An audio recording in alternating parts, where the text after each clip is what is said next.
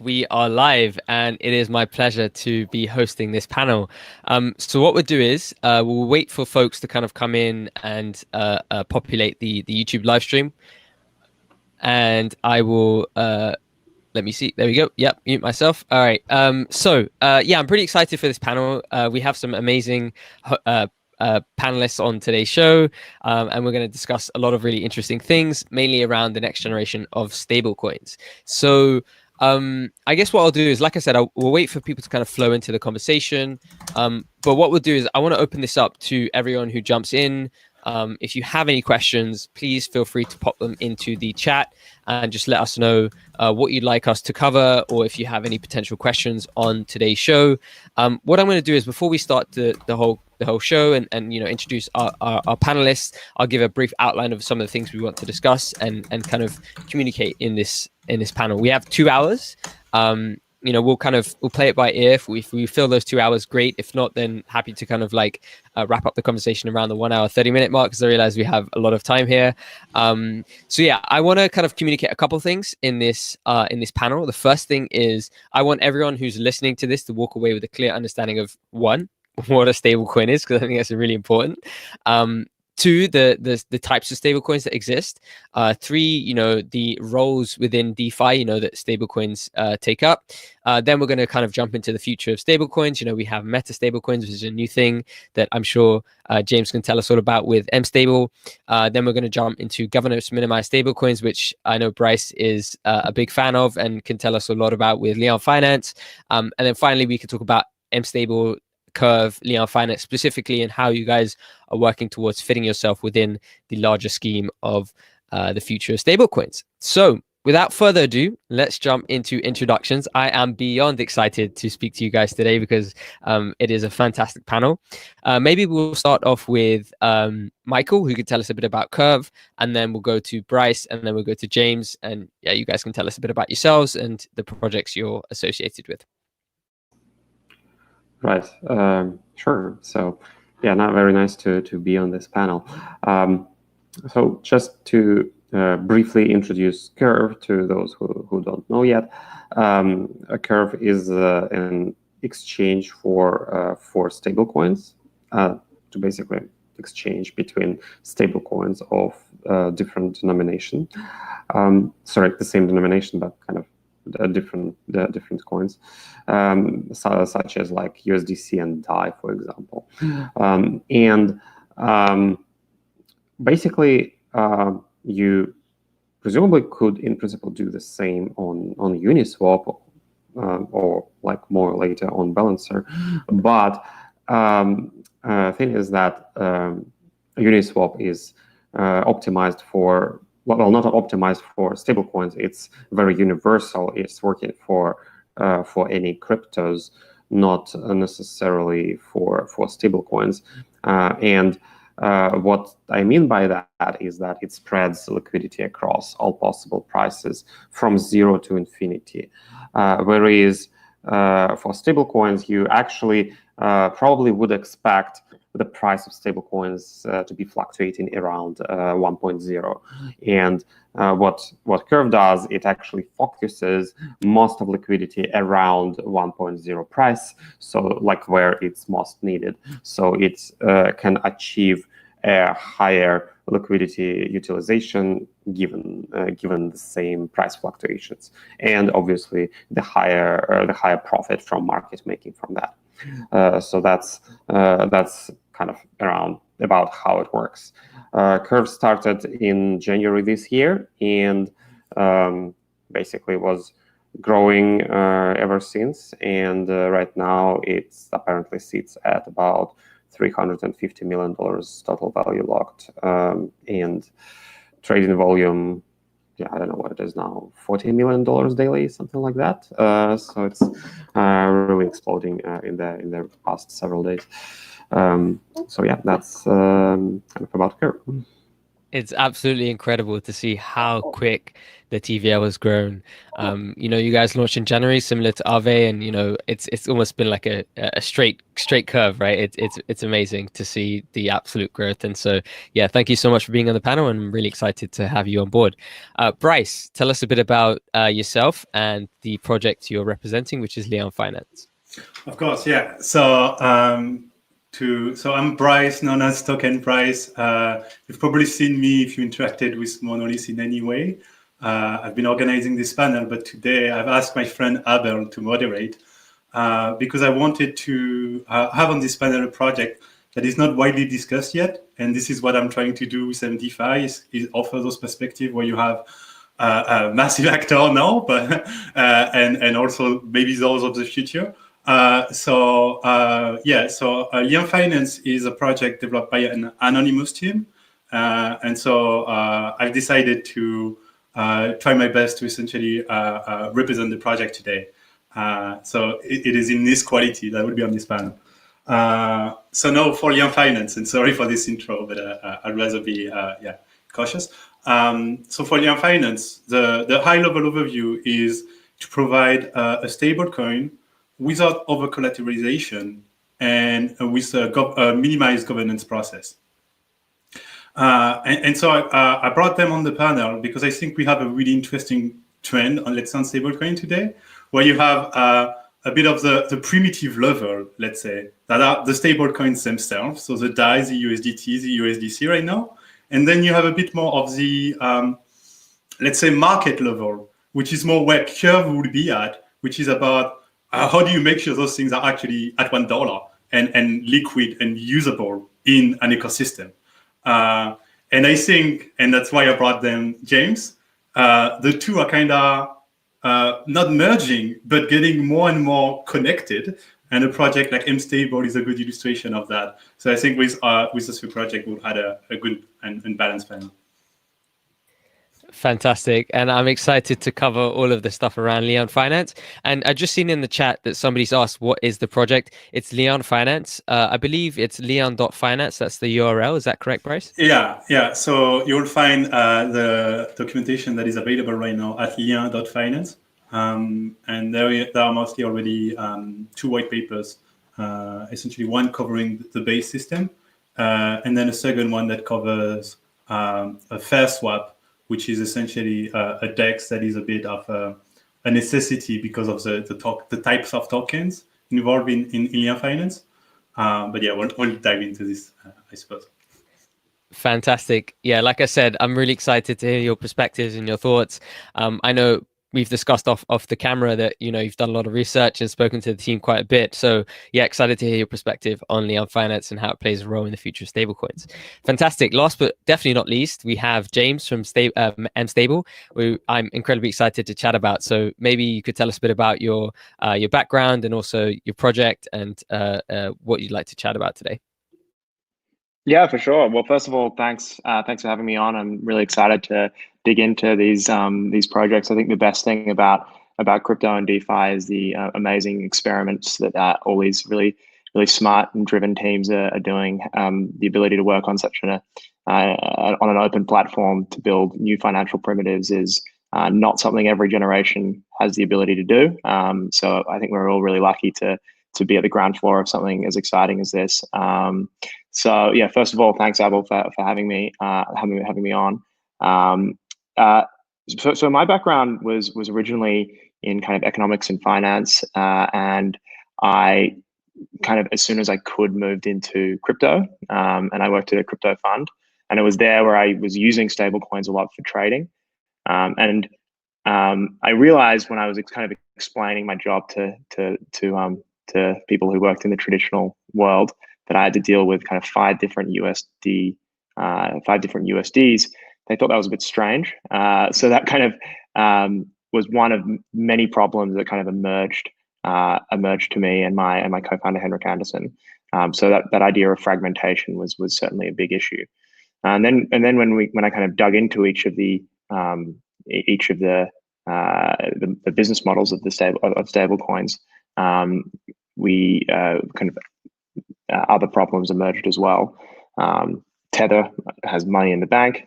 they earn interest, they don't pass it on to their users. So the idea of not passing on native interest to end users is a problem of many stable coins that I don't think will last forever.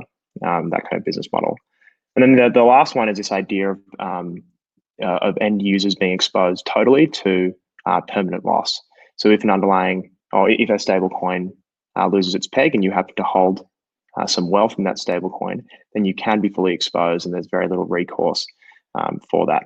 So I think the kind of three problems that drove mStable was this idea of fragmentation of same peg assets, this idea of native yield not being present in most stable coins, and finally lack of insurance against permanent loss.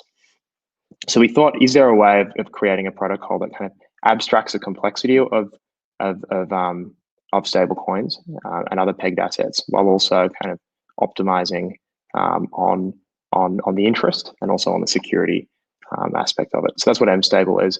mStable on a very high level unites stable coins and other pegged assets like Bitcoin or gold, lending and swapping into one standard. Like you said, they're all very important problems to be solved, and yeah, it's exciting to see a project actually focus full time on trying to get those problems solved. Cool. So like I said, very excited for this panel. I think there's a lot of really smart people in this room, so very excited to kick off this conversation.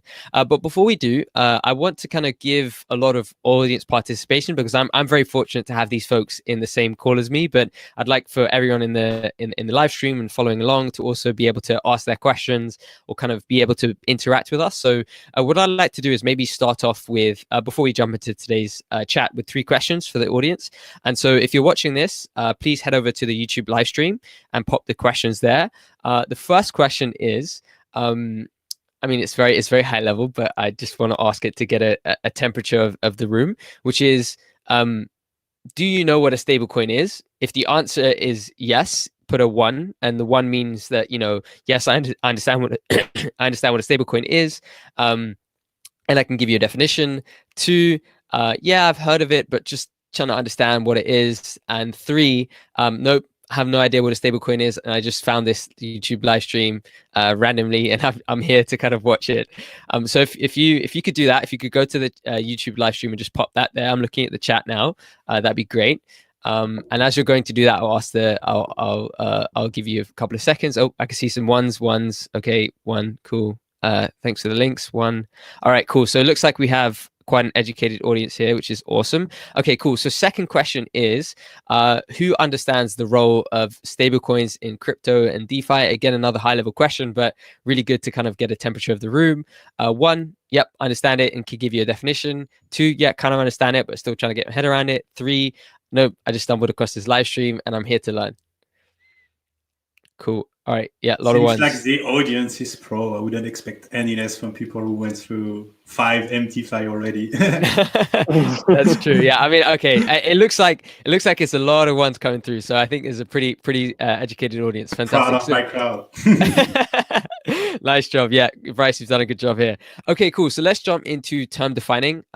So I guess most people in the room understand what a stablecoin is, but many people have different definitions of how they describe it. So I'd love for maybe someone in the panel here to maybe take it and just say, you know, how would you define what a stablecoin is?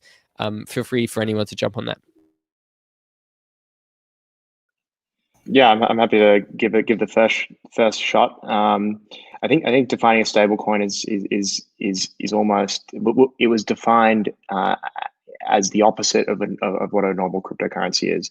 A cryptocurrency has a reputation of being extremely volatile, and I think that's mainly to do with price discovery. The price discovery is something like Bitcoin will take, I think, perhaps decades to really for people to really understand what something like Bitcoin is worth, and because of that, there is a whole lot of volatility.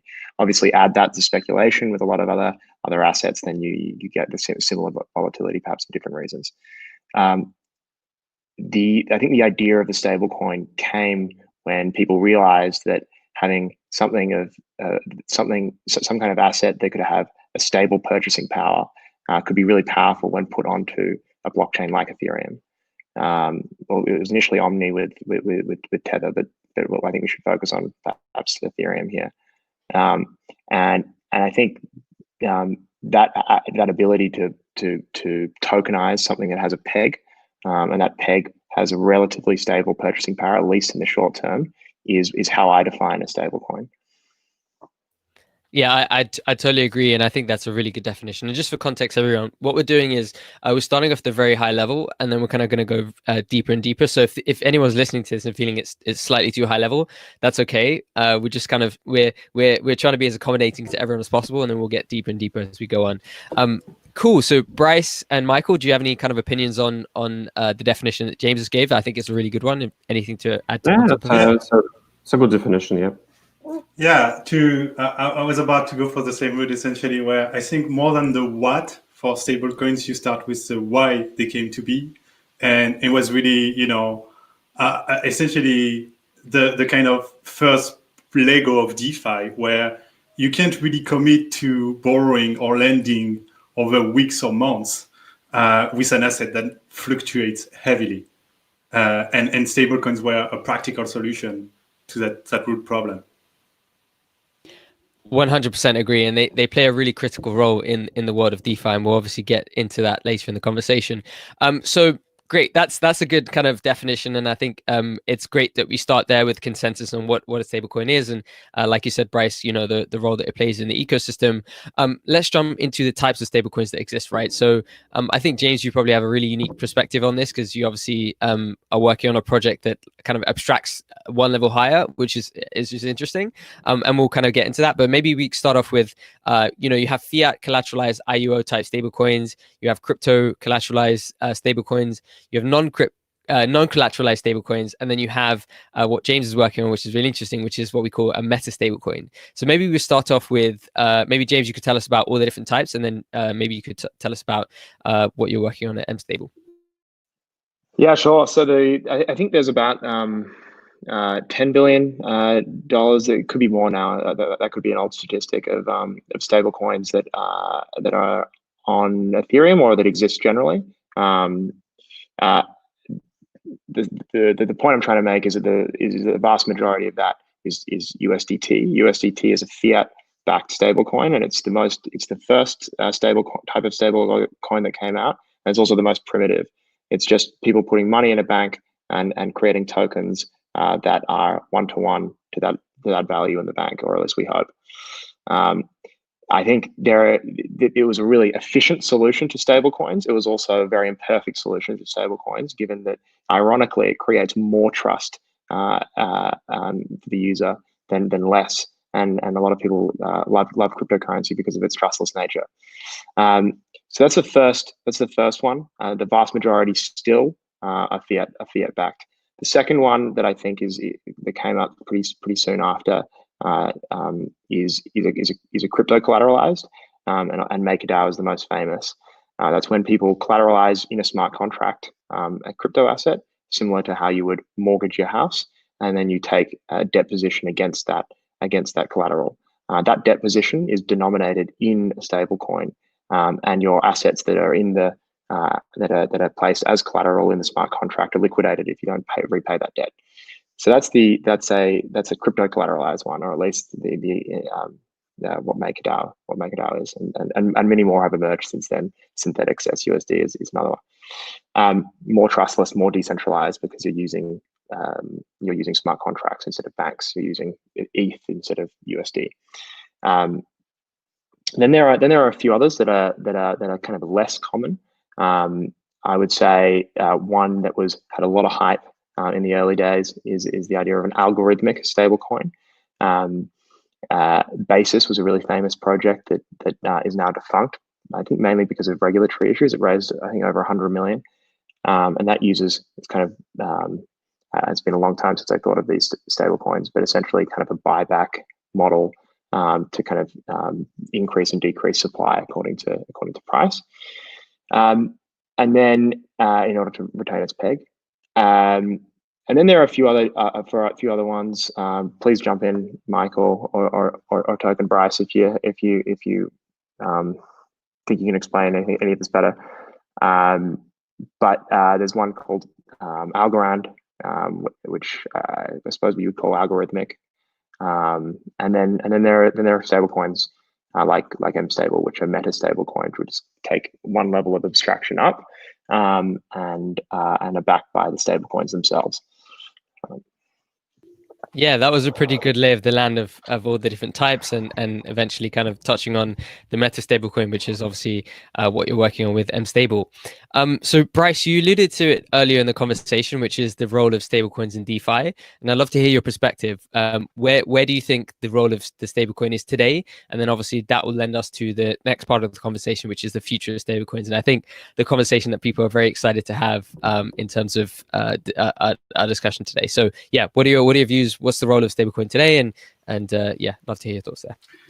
Yeah, I mean, I think it's it's a good overview. But if we take a broad definition of stablecoin, I would even add to the list things like the gold pegged or silver pegged assets on Ethereum, and even potentially experiments, let's say like NPOL.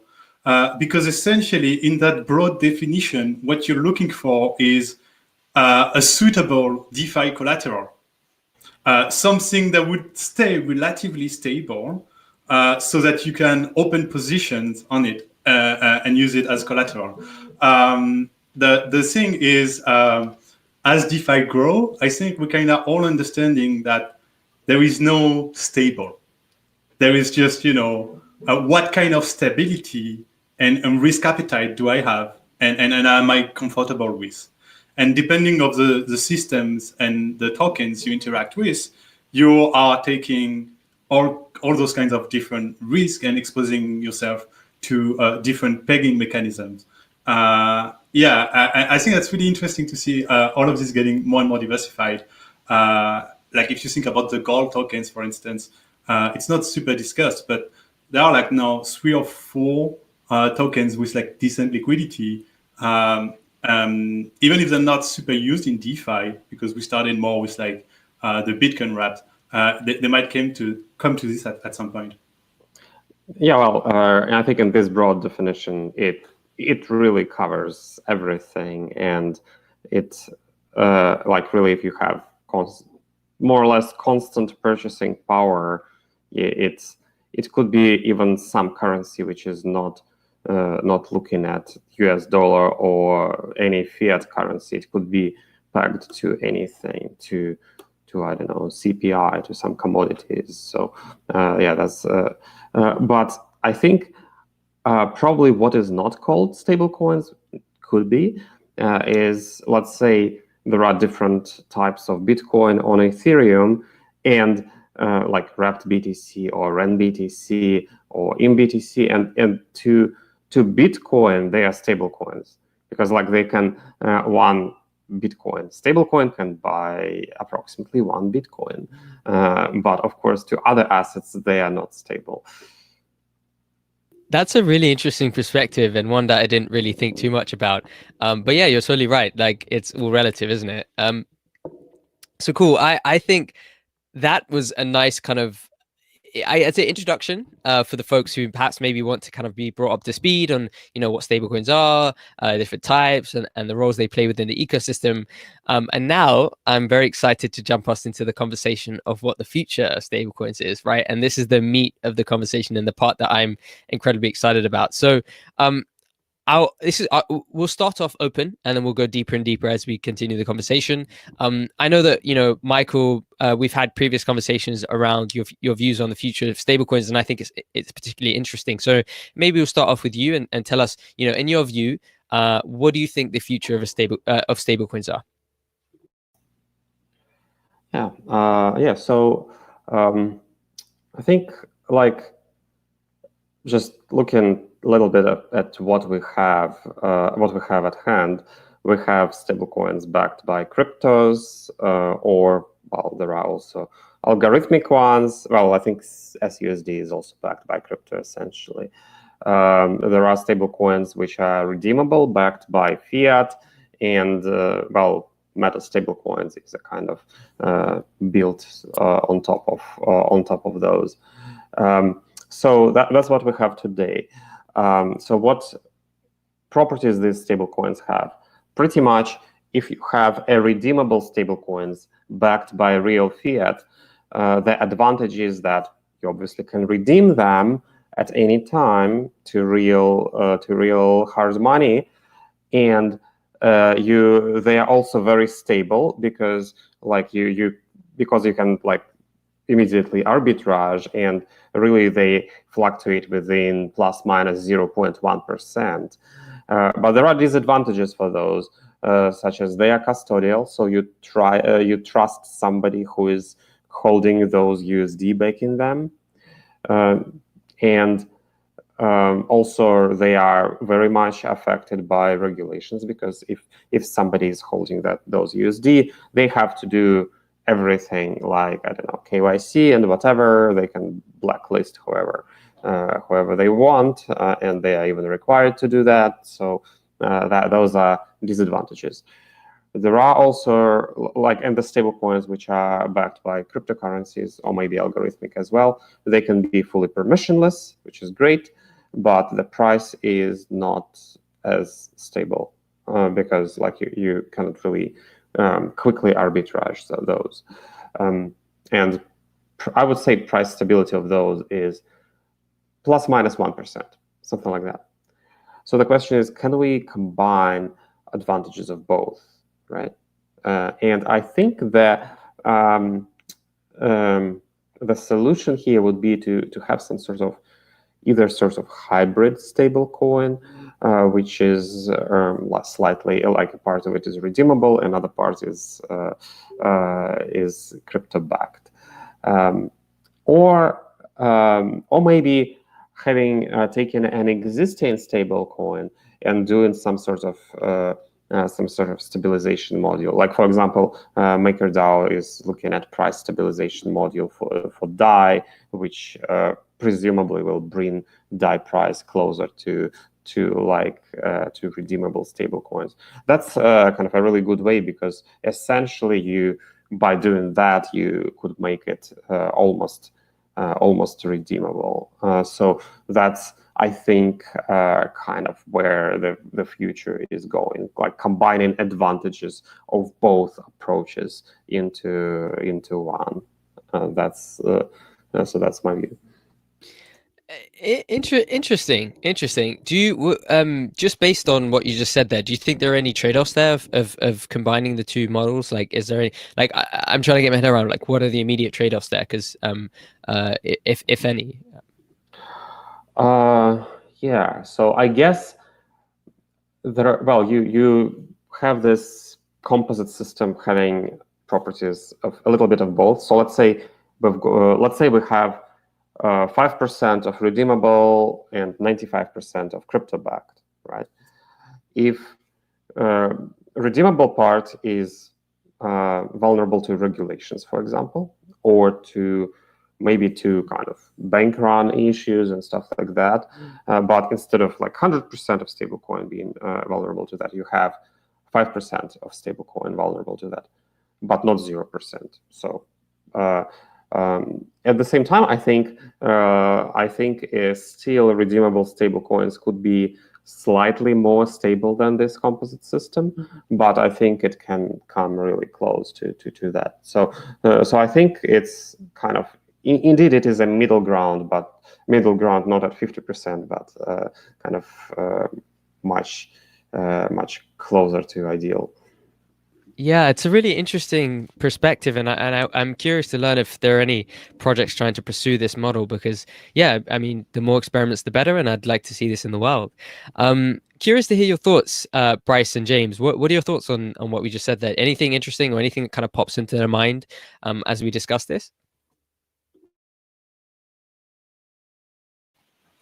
I mean, yeah, I guess I'll take it. For the what Michael was saying about essentially the trade-off that you can have on crypto collateralized stablecoins, I think it's just very early on that front in terms of realization for people, because we've been saying that on our podcast about like a bit like, bad prophets being like, hey, remember USDC, USDT, they can be seized, they can be frozen, like this can happen. But until recently, I think it didn't on USDC at least. So people are seeing that it is real, and this is definitely an advantage of the purely crypto-based systems, where, as Michael was highlighting, because you don't have this leg, let's say, in the regular financial world, you also don't have the whole risk infrastructure that comes with it. And on that front, there are also some interesting things being done. Essentially, of course, the most well-known is the maker model, but the maker model itself has some limitations, most notably one that is a problem of scale, which is just the fact that over-collateralization is required, is a necessity. It's just how it is. So essentially, you will never be able to have a more, it puts a upper ceiling to the liquidity of the system, let's say, and also reduce the capital efficiency of the whole system by default, considering you can do a system without over-collateralization.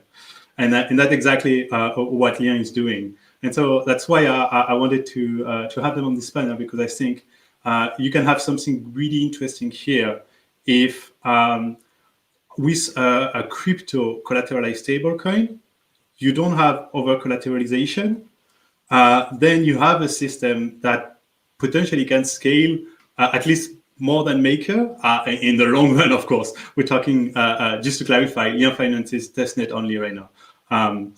But yeah, and still maintaining that property that was so interesting, and that's another topic, but that is also decreasing right now on DAI, which is its permissionlessness, its trustlessness, because I don't have the latest figure in head, but essentially the proportion of trusted assets backing DAI, it has been growing steadily since pretty much MCD. Yeah, I completely agree there, and I think you make a really interesting point.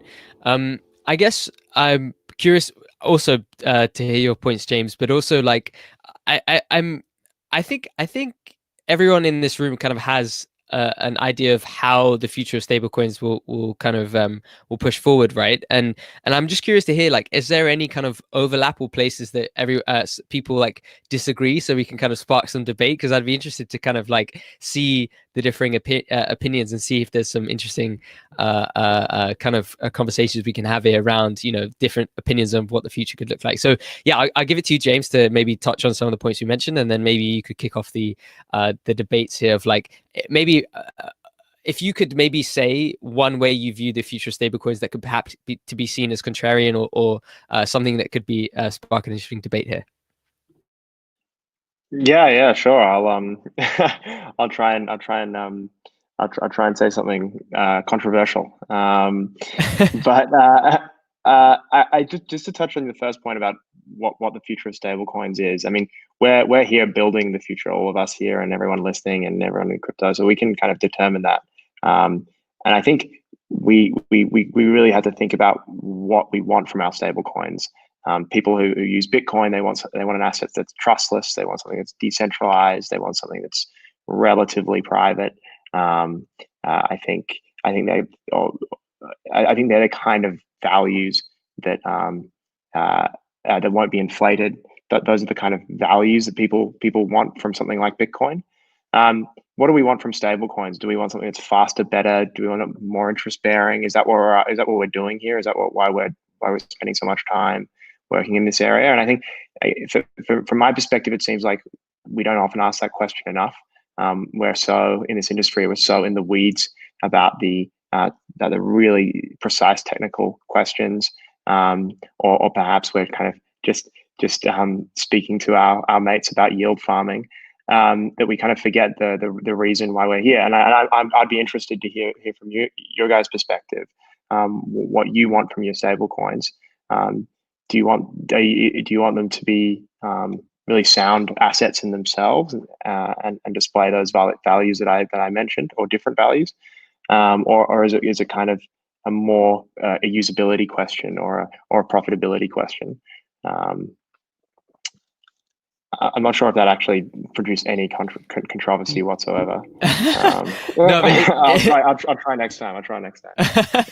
No, it's a fascinating point. You make a really interesting point there, where it's like, ultimately, all of us in this room and by extension people who are listening to this are kind of creating this future, and like, what kind of future do we want to create, right?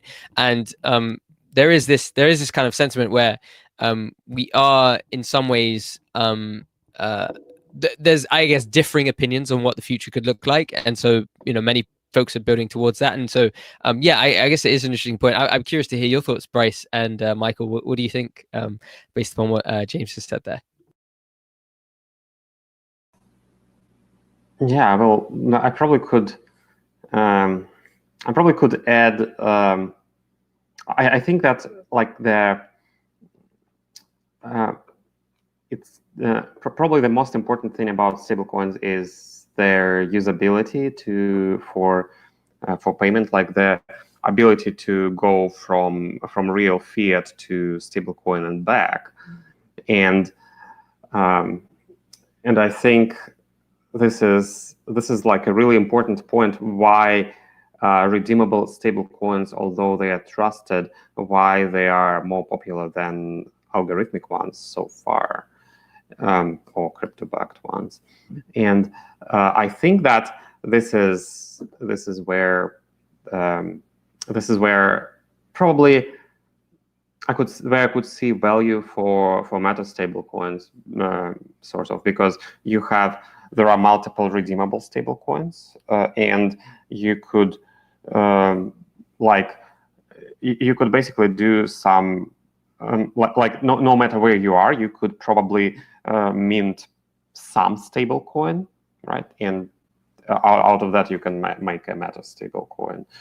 So, for example, when you are in China, you can mint USDT, and you can actually get it OTC. And using USDT, you can probably mint mUSD. Or, well, right now probably not, because it's maxed out on USDT. But anyway, but that's kind of the value, I guess, in meta-stablecoins, to kind of have it immediately redeemable, and in many other places. And I think that actually this is not mStable wasn't the first attempt. There is some project called Neutral, founded by Gore, who is like the founder of BG Capital, I think. But yeah, that's would be actually interesting to hear the perspective of on like previous attempts to do that, and because like we talked about advantages of redeemable stablecoins, algorithmic stablecoins, but I don't think we covered meta-stablecoins enough, and I think it's a kind of good time to do that. James, you wanna take that? Yeah, sure. It's a really good point about the redeemability. People being able to choose whatever stablecoin that is underlying a meta-stablecoin, depending on which jurisdiction they're in, if they want to redeem it for the whatever asset they can take. That was interesting. Yeah, the advantages of a meta-stablecoin in different and previous attempts. So we went through this when we were building mStable. Initially, we were focused entirely on this idea of diversification of risk. So having multiple stablecoins in a pool, and then the user is exposed to, say, 4 stablecoins instead of 1.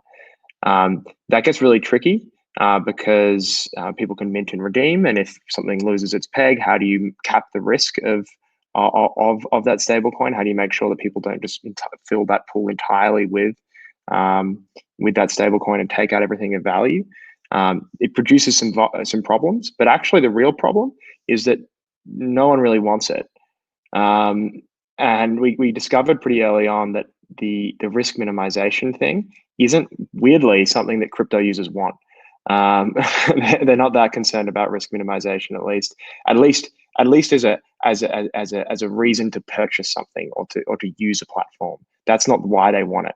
People love Curve because you can easily swap between stable coins, and it's almost certainly going to be the best price at the moment. People love that, and it's an amazing platform. That's why they have so much liquidity. That's the reason they're using it. It's not because they think it's safer or whatever. So that was kind of a problem that that was kind of the first reason why we were building it. But we realized that actually what people would want initially is yield. And when you build a stable coin initially, it's really hard when you're a small company that's not that well capitalized to produce a stable coin, because you don't have, when you build it, and I think perhaps Neutral had this problem. You build a stable coin and it has zero liquidity. Why the hell would anyone want to use it? So what we did at mStable is we tried to bake in immediate utility to that stablecoin from day one, and that was through having the Save product.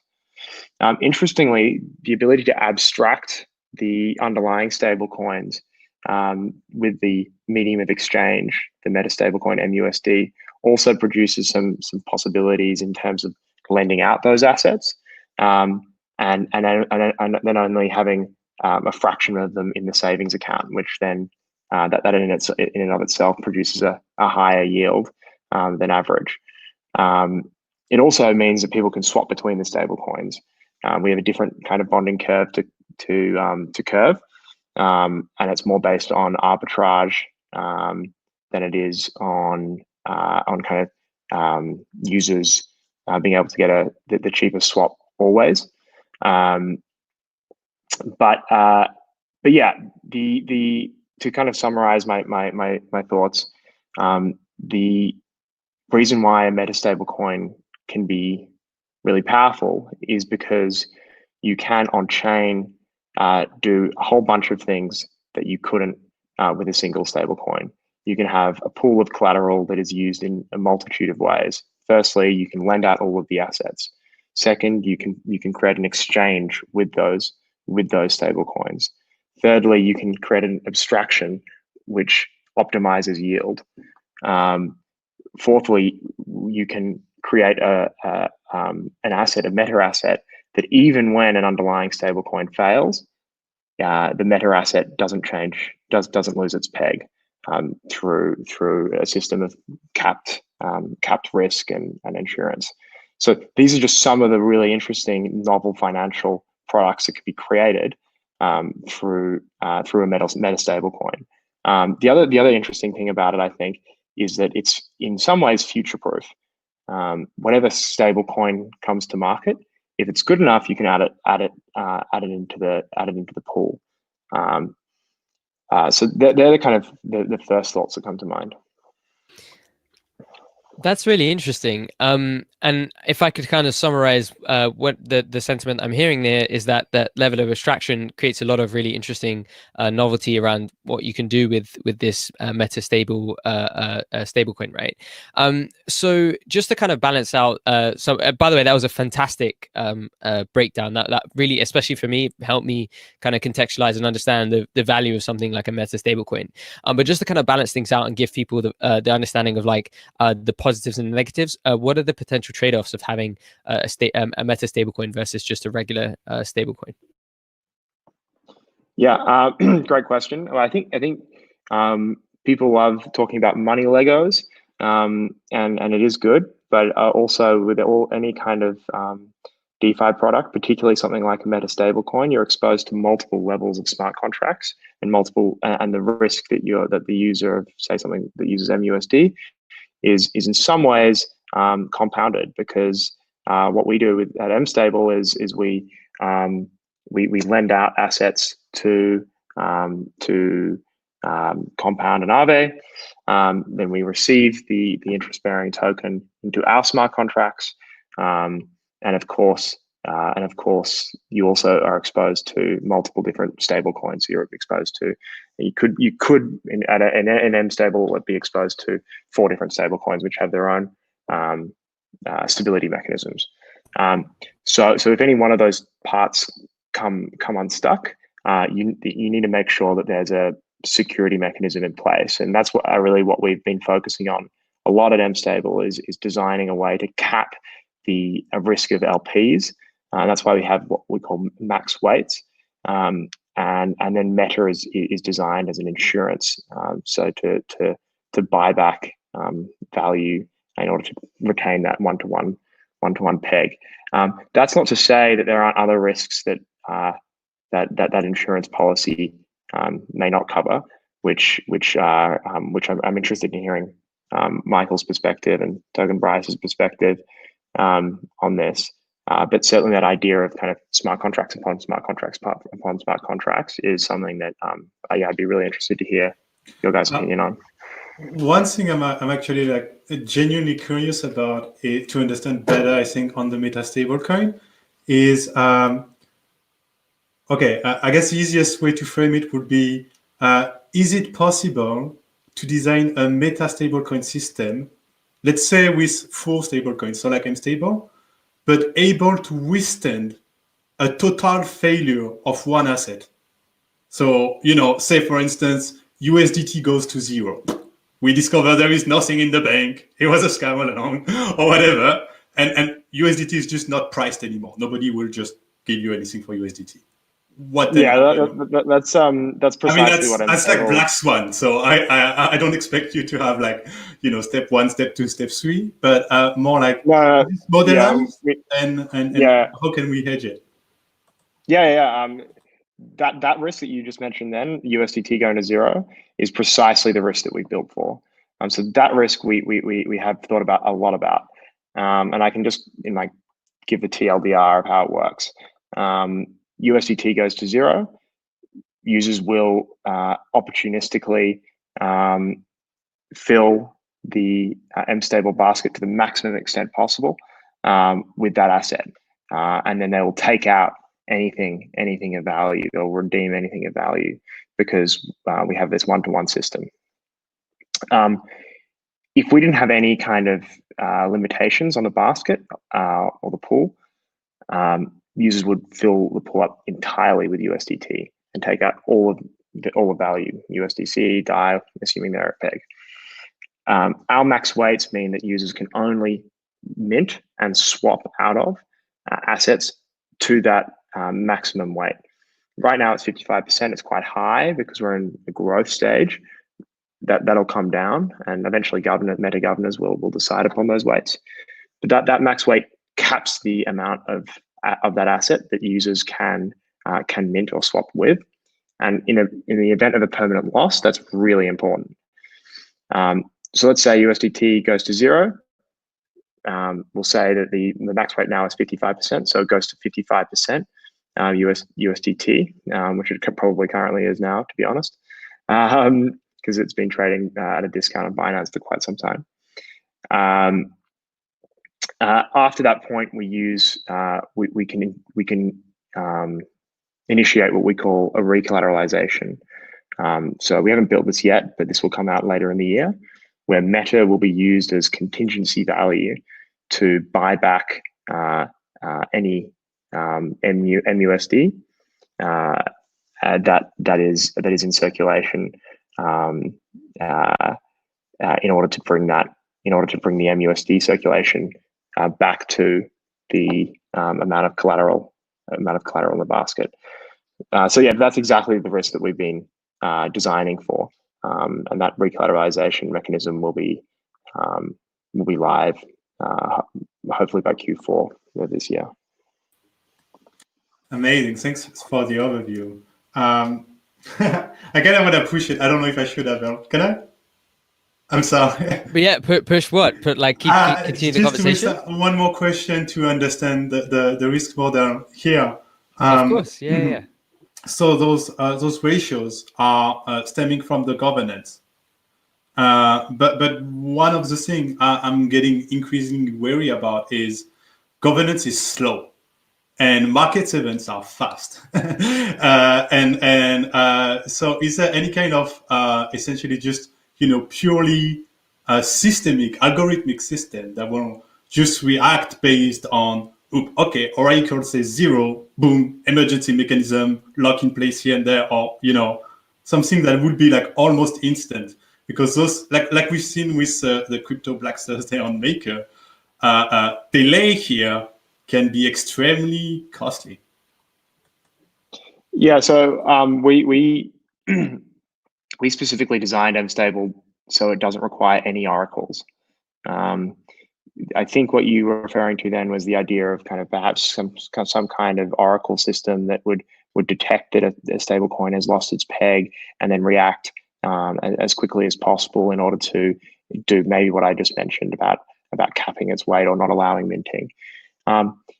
That in our view is a really risky road to go down because users can spend $2,000 in gas, flash loan, they can do all kinds of crazy things in order to beat that oracle. Oracles themselves are fraught with problems as well. So we think it's much better to have not try and name the risk or for the protocol to really to actually name the risk before or after or during, but just cap the possible exposure of the LPs regardless of what happens. So that kind of much more simple mechanism we think is more powerful and effective in the event of a permanent loss than an oracle. Makes a lot of sense. Thanks. Yeah, super interesting design decision to take that route, and for very valid reasons like you outlined there. Yeah, very interesting, and I'd be curious to kind of dive into that further as well, and get a better understanding of how the system works. But yeah, that's really interesting. So I realized that we're coming up onto the hour part, and I want to kind of add a bit more audience participation. This conversation is fantastic, like especially that deep dive into mStable and kind of speaking about the risks and stuff like that. I'd love to get the folks involved, and I already have one question here from Alexis, which is unrelated to what we spoke about, but was asked previously, which is, aren't the stablecoins aren't the stablecoins falsing the actual price of those by creating a parallel market that does not impact the original value of it, is the question. And if you're still in the chat, Alexis, I'd love for you to kind of elaborate to give us some more context. But if you guys can already start thinking about answers to this question, feel free to jump on that. If not, we'll wait for Alexis to give us some more context to be able to answer the question. But yeah, what are your thoughts, guys? Can you repeat the question, because like it wasn't immediately clear what is meant? Yeah. Sorry. So aren't the stablecoins falsing the actual price of those by creating a parallel market that does not impact the original value of it? That's the question. I can pop it into the chat here if you want to help. But yeah, I'm quite. When I read that, I was like, I'm still confused as to what he's referring to here. Yeah, but I mean, if Alexis, if you're still in the chat, please feel free to repost some more context there to give us some time to answer it. Or yeah, I guess what could be meant is that let's say if you have some market making system which has a stable coin that you probably would in inefficient market prices in different market making systems will equalize because of arbitrage, right? I think maybe the question was more about that. Like for example, right now, apparently DAI was added on Binance, and I don't know what people are doing, but it's the price of DAI is growing. So it's right now it's 1.03, and it's really growing on Curve as well, because you just cannot hold it down. It's like if it's growing in one place, it's growing on the other place, and arbitrage traders make profit on like synchronizing the markets. So this is kind of inevitable process here. Yeah, I agree. It's quite hard to control for it. Yeah, I mean it's a tough problem to solve, right?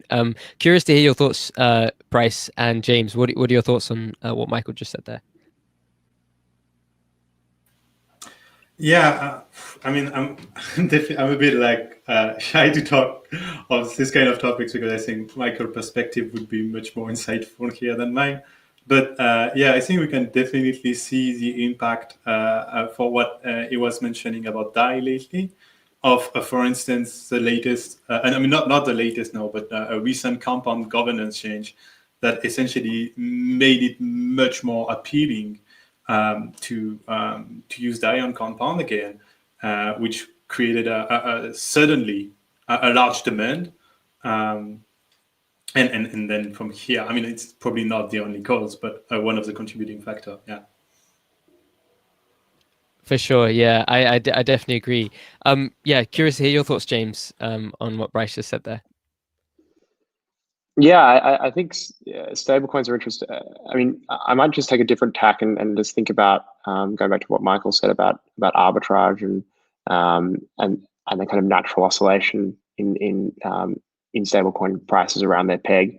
I think stablecoins do change prices kind of a pretty standard deviation every day. And that's pretty normal. I think it's in response to a whole heap of factors. It could be risk factors. It could be demand. It could be something like the comp thing. It could be because in DAI this there are a bunch of different factors why stablecoins do move around their peg, and that's actually precisely what mStable tries to take advantage of for the benefit of their savers. So any kind of volatility in stablecoin prices, and that could be any kind of volatility in stablecoin prices, should be taken advantage of by arbiters, because our system is one-to-one, and that should produce has been producing pretty good volumes in terms of users taking advantage immediately of any kind of price discrepancy. It also means that we can charge higher fees because often these spreads are more than not just 5 bips, 10 bips, but sometimes they're 50, 200, 300 bips. If you look at DAI versus say USDT. So that kind of, it does produce some interesting trading opportunities as well. In terms of that kind of natural oscillation in prices. Yeah, actually, if you have a constant price, how can arbitrage traders take an advantage of that? If, like, I mean, they can initially. Let's say DAI was at 1.0. So you had some DAI, and suddenly DAI grew up. So obviously, arbitrage traders buy DAI for 1.0, sell it for, I don't know, 1.01, 1.02, and then you're out of DAI. So what's next? Yeah, so it requires, and we've done quite a bit of modeling in the past using prices for the past 2-3 years. It requires a minimum level of volatility in the market, and it was last year, I think, that DAI was trading significantly below peg, and that's when we had those interesting stability fee hikes when it went from, one day it was at 2.5, the next day it was 13, the next day it was 18, really trying to make people close those CDPs to push the price of DAI to peg. So I think what's interesting is that when you have that minimum level of volatility in the stable coins, then that kind of trading is always possible. Obviously, there's a maximum level because people will arb all of the DAI out, and they'll do it quite quickly because the capital requirement for arbitrage and using these products is becoming lower, especially with flash loans. As soon as any DAI comes in, it's really a race to take advantage of that arb. So we've seen as people are when people are minting mStable assets, a bunch of people are using DAI, but it's immediately arbed out because there are already bots created for this. So that's kind of to a large degree why to a large degree functioning as designed.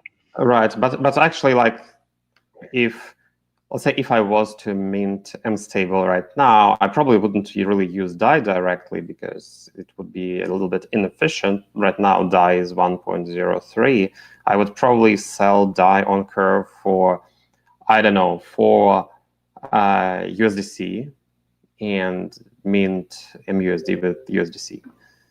Absolutely, that's what a rational actor would do. Yeah. Mm-hmm. Yeah. So why wouldn't you use? I don't know. Why wouldn't you use Curve inside to kind of not really have people do that outside? Yeah, I mean the reason we like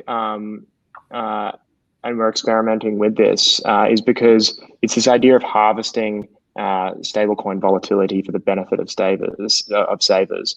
So as soon as there's any kind of deviation from the peg, there'll be an opportunity for a trader to take advantage of that.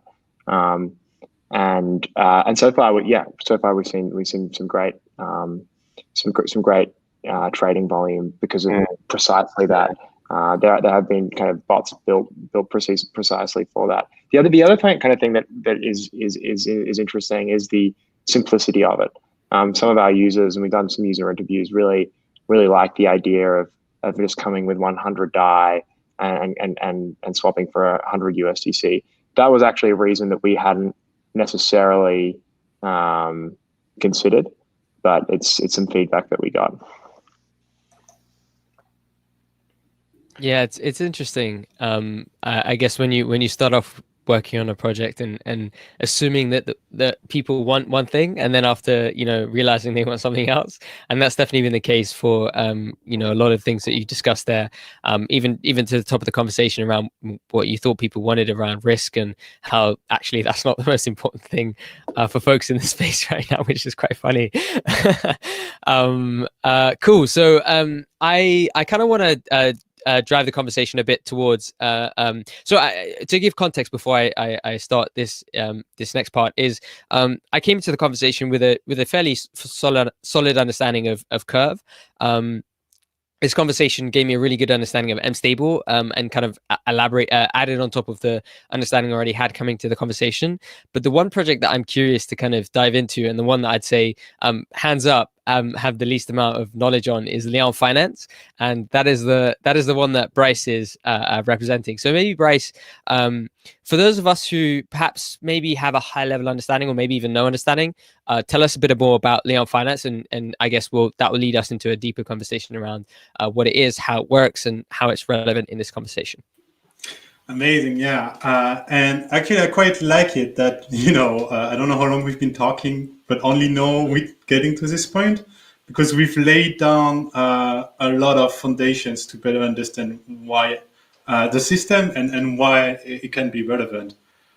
So yeah, as James was saying, and I think it's a very good point, being trustless or risk minimized by itself is not sufficient, is not enough to attract crowds. I think what lies behind saying this is essentially, and I'm surprised we haven't mentioned this word yet, is an incentive problem.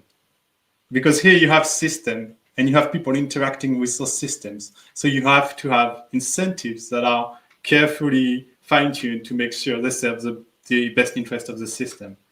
And that's the thing here is, so, okay, so let's put it like this. Trustlessness by itself is not enough, that's one.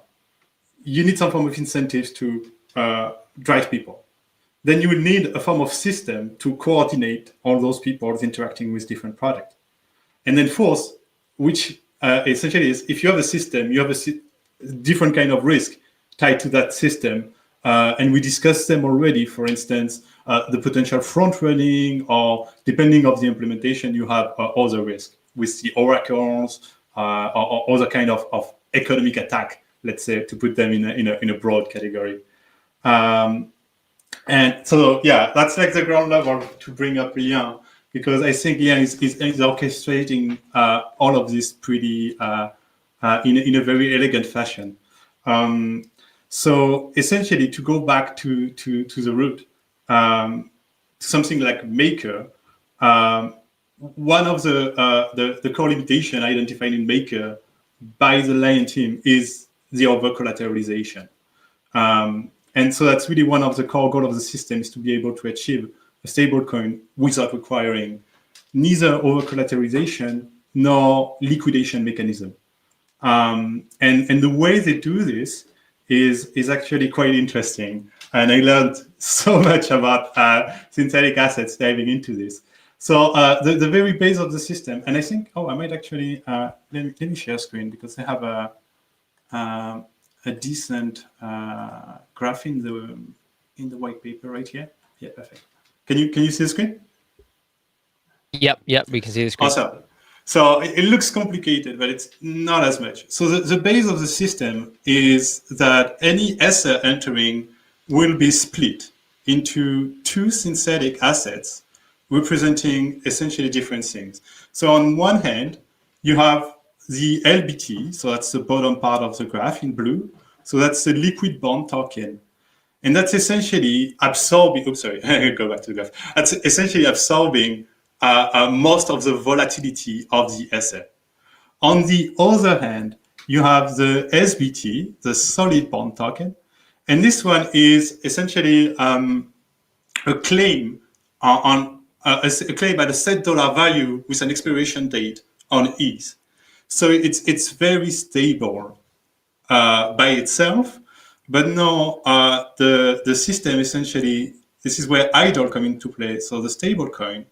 So the idle contract is essentially just a form of basket of SBTs with a kind of, there is a ratio, because not all SBT are used to back idle, only a certain ratio depending of the volatility of ETH. So there is a kind of safety mechanism here. And this is how they are able to achieve this part, to have essentially a synthetic asset that is potentially stabler than ETH to back a stablecoin. And then, just to be exhaustive, but we can unpack this because I've been talking for so long, I'm sorry. The bottom part of the system, the LBT, so that's the liquid bond token, so the one who gets most of the volatility, is also an interesting part, because it's essentially a way to expose yourself to the ETH volatility without requiring, to essentially maximize your exposition to the ETH volatility with the minimal amount of capital required. So that's a big gamble, but that's an interesting tool, I think, for people who have risk appetite. Yeah, most definitely interesting, and definitely agree. You have to have a big risk appetite there, because that's quite interesting. I mean, based on that, that's going to limit the amount of people who can interact with the system, right? So like, how do you foresee that? Or like, because like you said, like you have to have a high risk profile to be able to interact. Just to clarify, so there are like several parts of the system. The output of the system is idle, a stablecoin that ultimately you could just use as such, or maybe let's say months from now, potentially go on Curve and swap your DAI to that idle. If it's successful. Then within the system, you have those two synthetics, so the SBT and the LBT. And both of them are serving a different purpose and kind of attracting a different crowd. Right. So the super risk appetite, let's say, people with the most risk appetite will find value in LBT, because it's a way of leveraging the volatility of ETH. But you can also get wrecked to zero, essentially. So that's a gamble. But then the SBT, this part is a bit harder I'm having a harder time to project myself on it, because it's those are like essentially options with a maturity date, and so it's really hard to see how people will interact with it in practice, and that's why we're going through like the testnet right now. And then just to finish. the way the LBTs are traded on a special platform and these BT2s because of the nature of those tokens. And then we come back to those themes we mentioned beforehand, which is essentially they had to think about both making sure they are not exposed to front running or any kind of attack on this front. And to do that, they used a market maker mechanism that is a bit different than the one the automated market makers we're familiar with. So this one is called a constant product market maker, and essentially, like the gist of it is, it's using a batching auction logic to essentially avoid those front-running issues and also provide a system that is able to essentially enable the exchange of those synthetic assets in a decentralized fashion. Interesting. Yeah, it's definitely a system that I'm still trying to get my head around, and something that I mean, it makes sense from a high level, but one that I'd kind of want to dive deeper into. But yeah, that was a really good breakdown, and thank you for that. Just a quick question in the audience, just to clarify who's representing who. So we've got Michael from Curve, we have James from mStable, and then usually Bryce is from Monolith, but just for today and for this panel, he's representing Lien.Finance, which is the project he's just explained, and I'm representing Abel's Abstracts, which is a project that I'm working on. And I can see here that somebody's popped in. They love the way that I'm driving the conversation. Thank you. I think it's quite easy because we have such a great set of panelists. So I'm fortunate to be in this position to be able to speak to you guys. So yeah, thank you for the compliments there. Cool. I just want to stop and maybe shout to the audience and say, hey, if you have any questions, feel free to go to the YouTube and just pop them there. I realize that we've come over the hour mark, so now it's kind of we're transitioning from a stage of discussing and debating between us and kind of being able to kind of talk about a bunch of different things to a stage now where we'd like to get a bit more audience participation. So if you feel like you have a question that you'd like to surface to us right now and you know, for us to discuss and potentially maybe answer. I know that Alexis, you popped in a question earlier, but we couldn't really kind of get an understanding of what you meant, but I hope we did answer it a little bit. But if you're here again, feel free to add some more context, or if anyone else has any more questions, the YouTube is right here, so feel free to be able to kind of like let us know what you'd like to discuss. And as we're waiting for the questions to flow in, let's continue down the path of talking about Lien.Finance. So you mentioned there, Bryce, about you know, there's the two kind of tokens within the system, and one has a higher risk profile than the other. You know, what are the trade-offs or the risks associated with the stable part of the system? If you could kind of describe that to us and let us know about that. Yeah. So essentially, the stable part, so the SBT, the solid bond tokens, are those options that are you know, you can exercise at a set value up to the expiration date. So they all have kind of different risk level depending of, you know, the price we call that, and also the delay to the expiration date.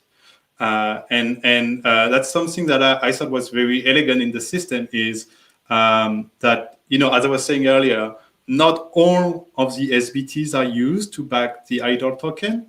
What's backing the idle at any given time is a rolling basket of SBTs that match a certain risk appetite, let's say, of the idle contract. Of course, all of that is just, you know, parameters in the contract, but yeah.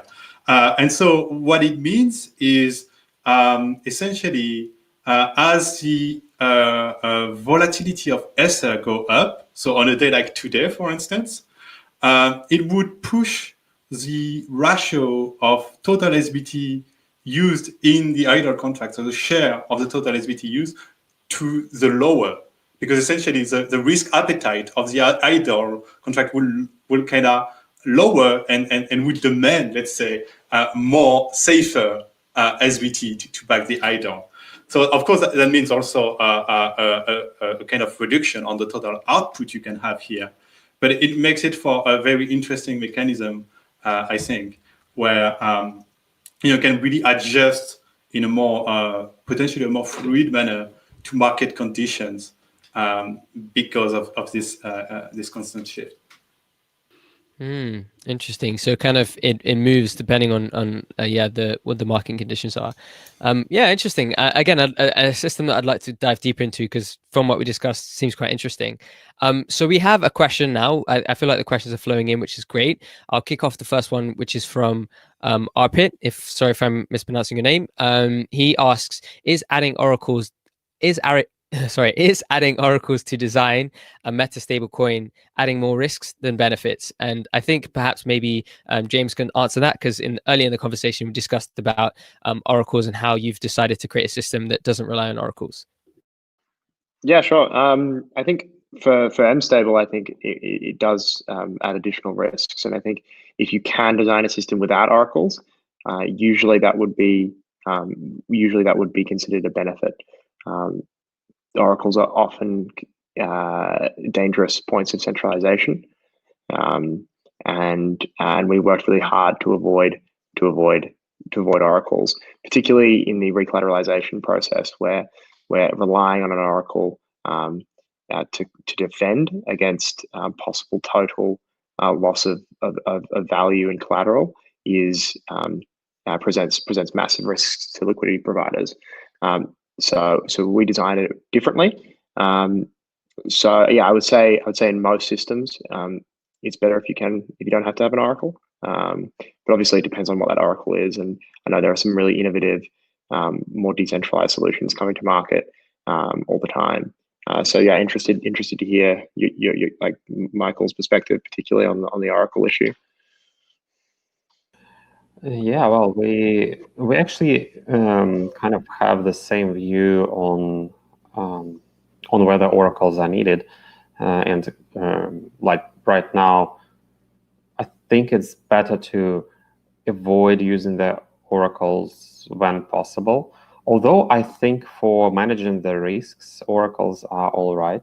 Like, for example, if oracle cannot cause a loss, but if oracle can just, let's say, limit exposure to the asset because, I don't know, because price started moving, it's like putting a brake on some asset pretty much. That could work, but I just don't think it could be necessarily fast enough. For example, imagine USDT crashing, right, to, I don't know, to zero, right? And like probably when you distinguish between USDT falling temporarily and permanently, by that time it would be already too late.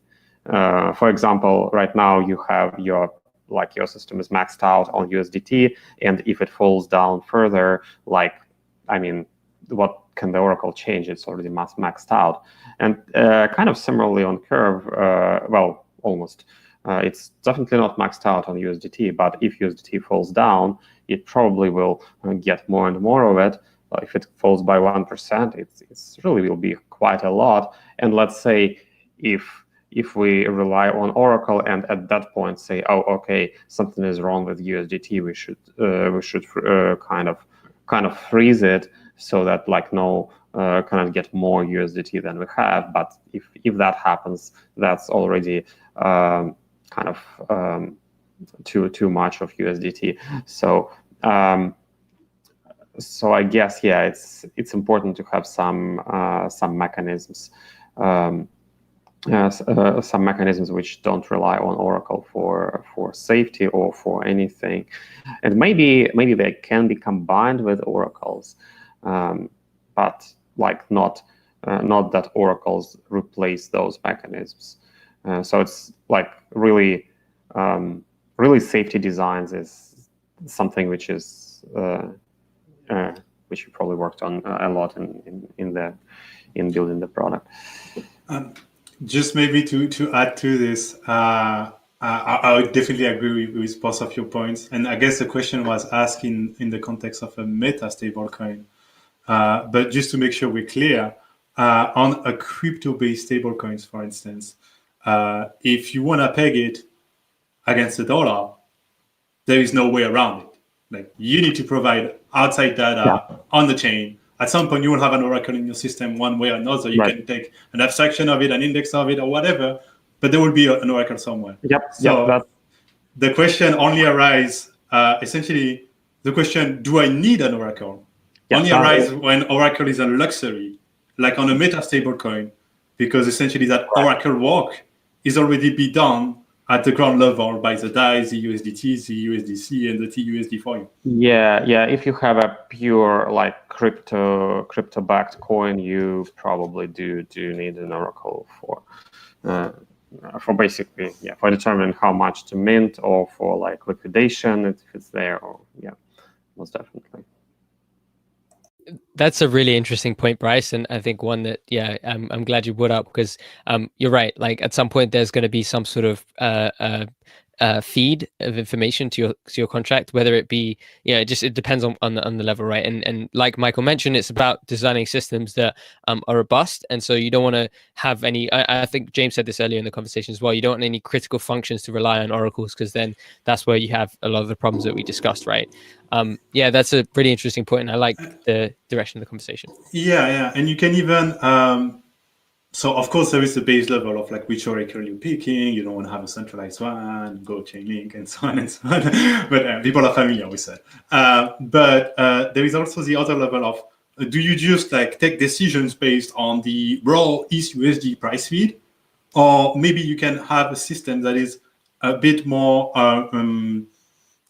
not directly reacting to the pure raw price instantly, but more like taking it as an information that is computed to adjust the parameter of the system dynamically.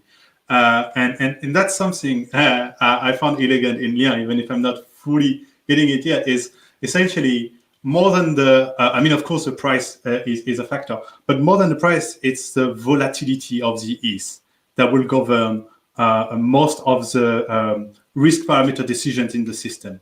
And in that sense, it seems a kind of proxy to the price that is a bit more safe, so that it won't get fooled by those sudden movement.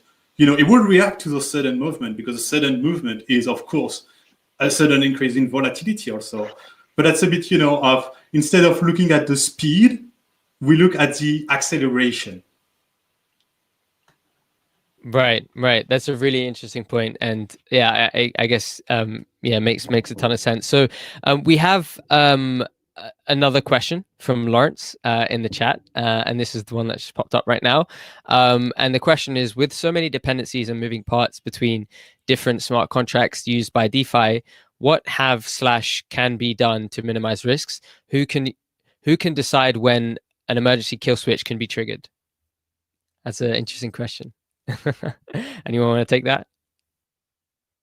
I guess, I wanted to bring this point earlier about essentially, I think we have an interesting thing starting to emerge now with those tokens that are entirely managed by essentially a set of smart contracts existing on chain, and some other things like price oracles and potentially like different mechanisms.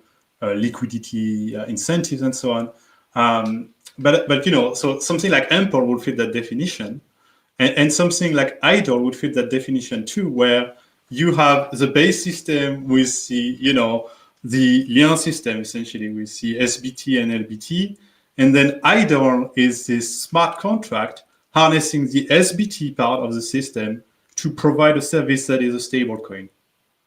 And I think this structure is really interesting, but indeed it raises a question of, because all of this is essentially, I want to say, programmatic governance, in the sense of, it's a system making decisions based on the parameters observed. It raises question of, what happened in a black swan event? And do you have any way of kind of, the manual override of the system if things are going south? I don't know what's the status on something like mStable for that, or other projects. But yeah, for the Lien.Finance system so far, as I know, as I understood it, there is no such override. It would be something like Ample, for instance, where it's just the contracts making the decision and then the market's reacting to that, and happens what happens.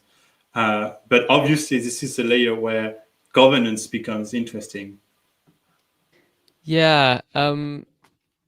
Yeah. I guess to kind of touch on this, it very much depends on the way the system's designed and what the purpose of the system is. So it's a very, this question is kind of it's tricky to answer because it's highly dependent on the system that you're looking at, right? But you make a lot of interesting points there, Bryce, where it's like, who gets to decide what happens in the system, right? I do realize that we are running up on time, so maybe a couple more questions, then we're probably going to wrap up. But James and Michael, what are your views on this question? Which is, just to reiterate, with so many dependencies and moving parts between different smart contracts used by DeFi, what can be done to minimize risks, and who gets to decide when an emergency kill switch gets triggered? I probably could say that it's not always good to have an emergency kill switch, or maybe not. Well, it's good maybe early on when you just launch some new code, if something goes wrong there, or if in the design of the system there is something which is unclear. But if the system is clear, and if the smart contract is proven, it's very possible that having an emergency kill switch provides basically introduces more risk than what it gives. Like it could be even. One thing, it could be like the risk of admin key, but another could be a regulatory risk. Of course, it can be handed over to a DAO, but that's still with the DAOs. DAOs are not yet 100% proven to be deciding on these important decisions. So maybe it makes sense to kind of ramp up what DAOs can do from DAOs having like not much to decide on to kind of to more important decisions as they prove out to be good.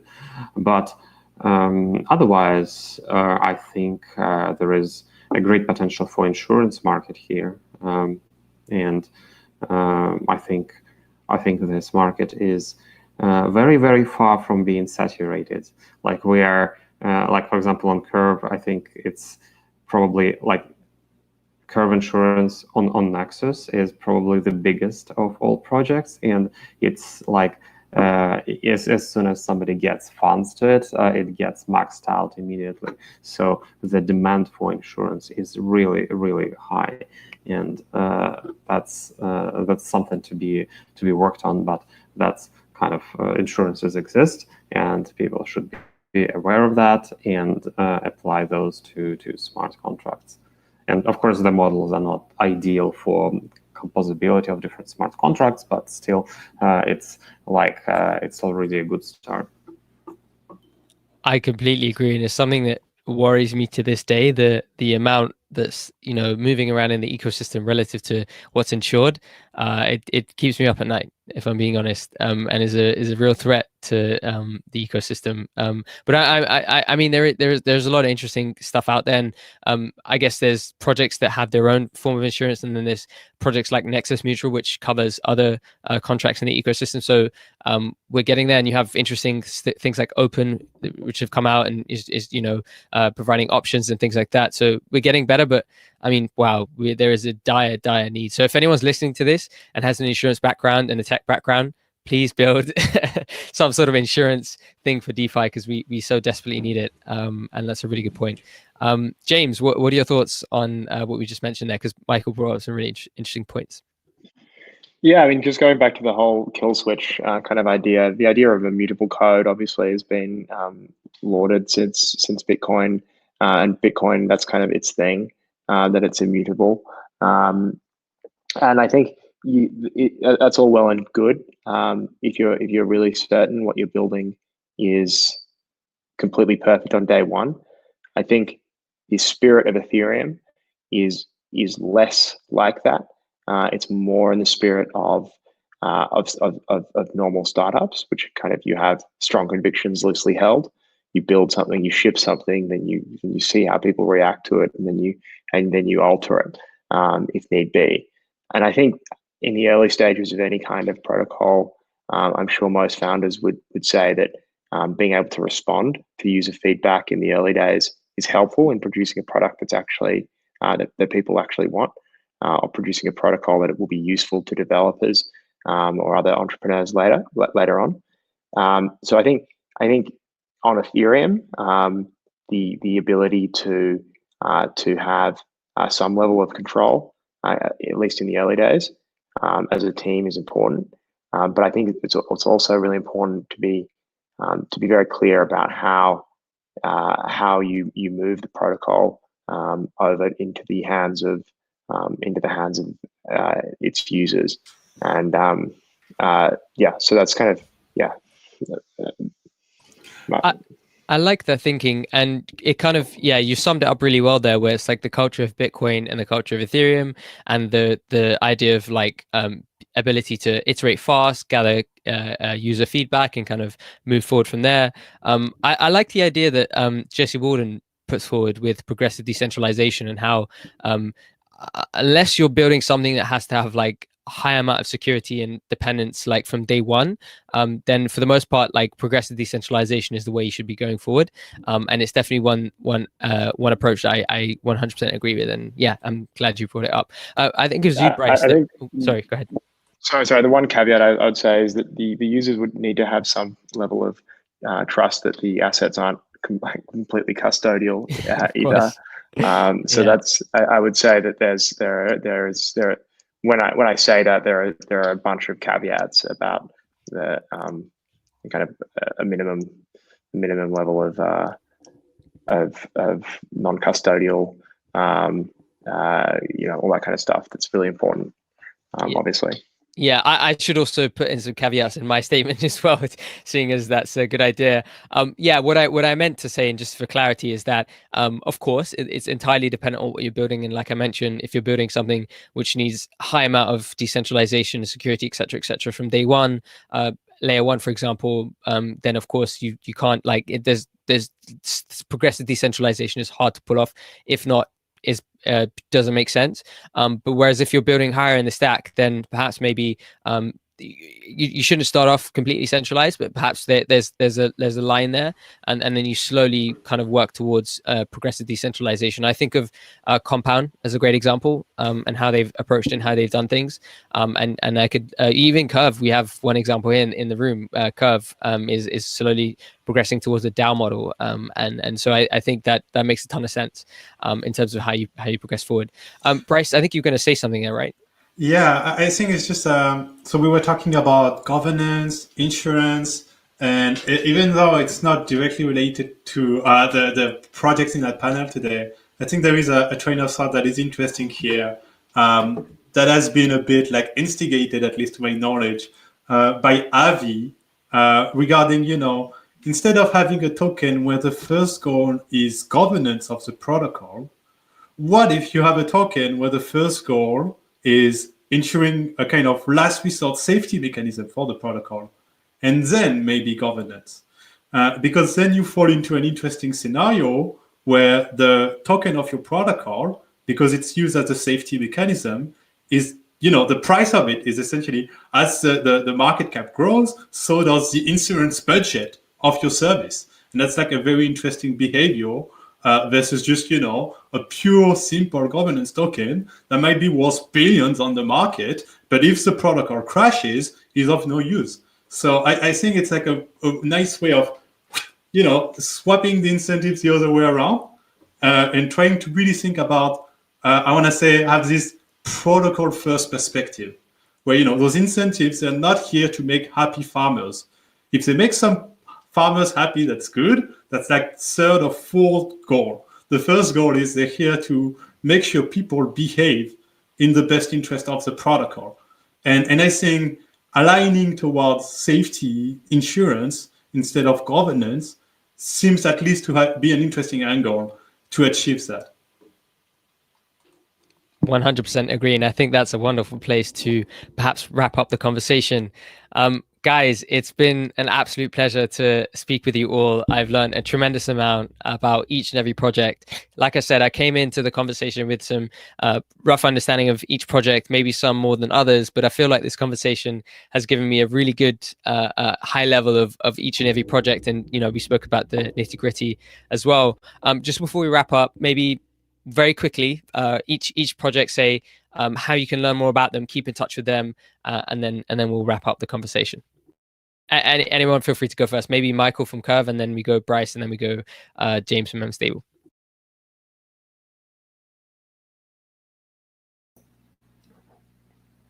Sorry, can you repeat the question? Yeah, sure. So I was just saying, before we wrap up, tell folks how they can keep in touch with the project, maybe Twitter, website, Discord, whatever, that kind of stuff. Yeah. For us, it's I think the easiest is to navigate from our Curve.fi website, and we have over there we do have links to our Telegram, Discord, and GitHub, everything, Twitter on the bottom of the page. So I think that's the easiest. Yeah, I think Curve's one of those projects where, like, if you're in DeFi or like following it at some level, I don't think you can avoid it. So if you want to know about Curve, I'm sure you can, and many people have like written articles and spoken about it. So I'm sure there's a lot out there for you guys to consume. Thank you so much, Michael. Bryce? Yeah, and thanks, Abel, again for hosting and leading this panel and keeping it I hope digestible for everybody. So for Lien.Finance, you can follow I guess the simplest is just Lien.Finance. You check the website. And if you wanna, there is already, it's live on testnet, so you can try it out. So if you wanna play around, feel free to shoot me a message if you need some Robsten ETH, and I'll be happy to give you a quick rundown too.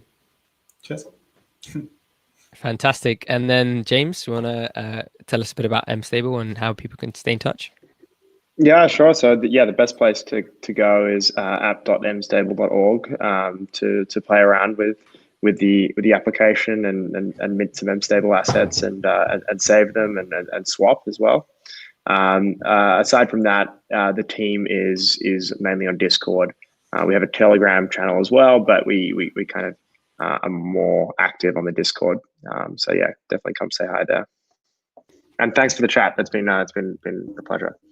You're very welcome, mate. I certainly enjoyed it, and I hope the audience did too. Thank you all for coming along to chat about your projects and the future of stablecoins.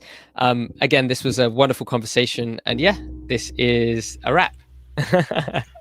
Amazing. Yeah. Thank you all for joining. And maybe just for the audience who are not in the know yet, if you're looking for a solution to store, secure, and spend your ETH and ERC20 anywhere, that is exactly what we are providing here at Monolith, who is organizing the panel today.